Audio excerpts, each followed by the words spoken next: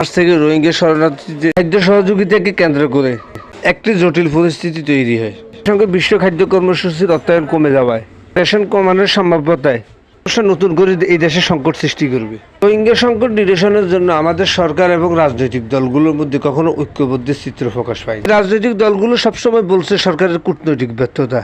এই দেশের কখনো কোনো জাতীয় স্বার্থে সরকারি দল এবং রাজনৈতিক দলগুলোর মধ্যে ঐক্যবদ্ধ হতে দেখা যায়নি। তারা শুধু আছে নির্বাচন আর খবর। যে রাষ্ট্র তারা পরিচালনা করবে, যে রাষ্ট্রে তারা প্রতিনিধিত্ব করবে, সেই রাষ্ট্রে যদি এত সমস্যা থাকে তারা এই দেশের কিভাবে প্রতিনিধিত্ব করবে? বিষয়টি কখনো তারা দেশপ্রেমের সহিত কি ভেবে দেখেছেন?